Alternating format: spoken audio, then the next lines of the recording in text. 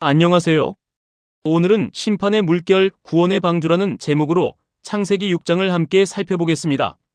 세상의 죄악은 하나님의 심판을 불러오지만 동시에 하나님은 한 사람을 통해 은혜의 방주를 준비하셔서 우리에게 구원의 길을 열어주신다는 메시지를 나누려고 합니다. 하나님께서는 아담과 하와에게 생육하고 번성하여 땅에 충만하라는 복의 명령을 주셨습니다. 그런데 이 복의 명령이 어떻게 죄의 확산으로 이어졌을까요? 창세기 6장 1절은 사람이 땅 위에 번성하기 시작할 때라고 말합니다. 이 번성은 하나님의 복에 순종한 결과가 아니라 하나님의 뜻을 저버린 채 자기중심적인 욕망을 따른 결과였습니다. 에덴에서 시작된 죄의 파급력이 이제 온 세상을 뒤덮기 시작한 것입니다. 다음은 무너진 경계 하나님의 아들들은 누구인가? 라는 질문입니다. 성경은 하나님의 아들들이 사람의 딸들의 아름다움을 보고 자기들이 좋아하는 모든 여자를 아내로 삼은지라고 기록합니다. 여기서 핵심은 단순한 결혼이 아니라 하나님의 뜻이 아닌 자기 눈에 좋은 대로 말씀보다 욕망을 따른 삶의 태도입니다. 이것은 하와의 죄 패턴과 정확히 일치하는데요. 이 하나님의 아들들에 대해 세 가지 해석이 있습니다. 첫째는 타락한 천사설, 둘째는 왕족이나 귀족으로 보는 왕족-귀족설, 그리고 셋째는 경건한 후손인 셋의 계열과 불경건한 가인의 계열이 혼합되었다는 설입니다. 성경 전체의 흐름과 예수님의 말씀을 고려할 때 세 번째 해석이 가장 타당합니다. 이것은 신비한 존재의 이야기가 아니라 세상과 구별되어야 할 믿음의 공동체가 어떻게 무너졌는가에 대한 경고로 봐야 합니다. 창세기 6장을 이해하는 데 중요한 두 가지 핵심 용어가 있습니다. 바로 120년과 네피림인데요. 먼저 그들의 날은 120년이 되리라는 말씀에 대해 많은 분들이 인간의 수명이 120세로 줄었다는 의미로 오해하십니다. 하지만 이것은 하나님께서 홍수 심판까지 인류에게 주신 회개의 기회이자 은혜의 유예 기간입니다. 하나님은 심판 전에 항상 돌이킬 기회를 주시는 분이시죠. 다음으로 당시의 땅에는 네피림이 있었고라는 말씀에 대해서도 천사와 사람 사이의 신화적 후손으로 오해하기도 합니다. 그러나 성경은 이들을 용사, 고대의 명성이 있는 사람들이라 부릅니다. 이는 하나님이 아닌 세상이 영웅이라 부르는 자들, 즉 힘과 권력으로 세상의 방식대로 성공한 이들을 상징합니다. 오늘날의 인플루언서나 성공한 권력가와 같다고 볼 수 있습니다. 이 용어들은 세상의 가치관, 즉 힘과 명성이 어떻게 믿음의 공동체를 오염시켰는지를 보여주는 장치입니다. 하나님께서는 사람의 죄악이 세상에 가득하며 그 마음으로 생각하는 모든 계획이 항상 악할 뿐임을 보셨습니다.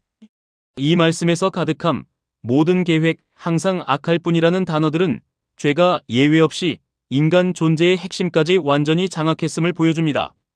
죄는 더 이상 개인의 문제가 아니었습니다. 개인의 마음에서 시작된 죄가 세상을 병들게 하고 사회 전체를 오염시켜 돌이킬 수 없는 상태에 이르렀던 것입니다. 이러한 죄악을 보시고 창조주 하나님께서는 깊은 슬픔에 잠기십니다. 성경은 땅 위에 사람 지으셨음을 한탄하사 마음에 근심하시고라고 기록합니다. 이것은 단순한 분노가 아니라 당신의 형상대로 지은 피조물이 완전히 망가진 것을 보시는 창조주 하나님의 깊은 슬픔과 고통입니다.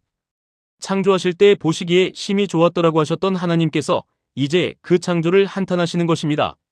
하나님의 기쁨이 슬픔으로 바뀌었고 심판의 결정은 바로 이 깊은 근심에서 비롯된 것이었습니다. 타락이 그만큼 돌이킬 수 없는 상태에 이르렀다는 뜻입니다. 그러나 이 한 단어가 모든 것을 바꿉니다. 노아는 여호와께 은혜를 입었더라. 노아의 의로움이나 행위가 먼저가 아니었습니다. 하나님의 주권적인 은혜가 먼저였습니다.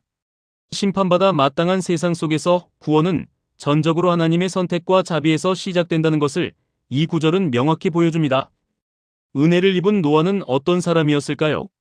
창세기 6장 9절은 이것이 노아의 족본이라 노아는 의인이요 당대의 완전한 자라 그는 하나님과 동행하였으며라고 말합니다.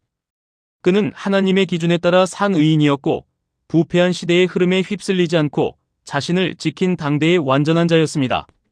또한 에녹에게 사용되었던 표현처럼 하나님과 친밀한 관계를 유지하며 그분의 뜻을 따른 하나님과 동행한 자였습니다.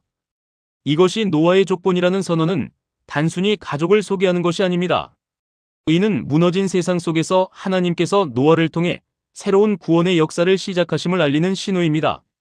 하나님께서는 노아에게 구원의 설계도를 주셨는데 그것이 바로 방주입니다. 길이는 약 150m, 너비 25m, 높이 15m에 이르는 거대한 규모였고 고페르 나무로 만들어 상, 중, 하 3층 구조로 되어 있었으며 방수를 위해 역청을 안팎에 칠하라고 명령하셨습니다.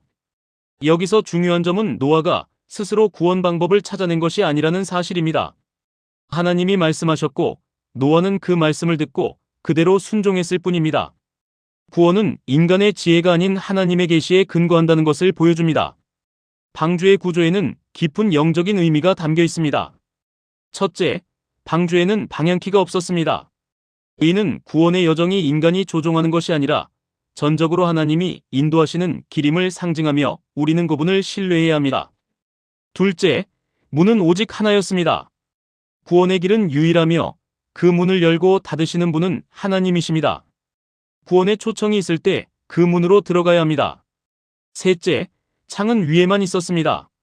주변의 심판과 혼돈의 파도를 보는 것이 아니라 오직 위, 곧 하나님만 바라보도록 설계된 믿음의 구조인 것이죠. 넷째, 하나님이 직접 동물을 보내셨습니다. 노아가 동물을 찾아다닌 것이 아니라 하나님께서 각기 둘씩 4개로 낳아오리니라고 말씀하셨습니다. 구원의 모든 주도권은 하나님께 있습니다. 노아의 믿음은 온전한 순종으로 증명되었습니다. 성경은 노아가 그와 같이 하여 하나님이 자기에게 명령하신 대로 다 준행하였더라고 기록합니다. 창세기 6장에서 노아는 한마디도 하지 않습니다. 그는 오직 듣고 행동으로 응답합니다. 다 준행하였다는 것은 부분적인 순종이나 자기 생각에 맞는 순종이 아니었습니다. 하나님의 모든 명령을 그대로 따랐다는 것입니다. 믿음은 결국 순종으로 증명됩니다. 수많은 사람들의 조롱과 비난 속에서 수십 년이 걸렸을 이 거대한 방주를 묵묵히 짓는 순종. 이것이 세상을 이기는 믿음의 모습입니다. 이 구원의 방주는 구약시대에 나타난 예수 그리스도의 모형이자 그림자입니다. 방주가 나무로 지어진 것처럼 우리를 죄와 심판에서 건지신 예수님의 십자가 나무를 예표합니다. 방주 안에 있는 자만 살았던 것처럼 오직 예수 그리스도 안에 있는 자만 영원한 생명을 얻는 유일한 구원의 길입니다. 또한 인간의 손으로 지었지만 하나님의 설계대로 만들어진 방주처럼 예수님은 이 땅에 인간으로 오셨지만 하나님의 완전한 구원 계획 그 자체이십니다. 결국 방주이신 예수님 안에 있는 자는 삽니다. 사랑하는 성도 여러분, 오늘 당신은 어디에 있습니까? 노아의 시대와 오늘날은 다르지 않습니다. 세상은 여전히 자신의 욕망과 성공, 명성을 좇으라고 유혹합니다. 여러분은 세상의 흐름에 휩쓸릴 것인가요? 아니면 구원의 방주 안으로 들어갈 것인가요? 하나님은 지금도 우리에게 말씀하십니다. 그 말씀을 듣고 믿고 순종하는 것이 사는 길입니다. 오늘 우리도 말씀이신 예수님을 굳게 붙잡고 세상의 조롱을 넘어 하나님과 동행하는 생명의 길을 걸어갑시다.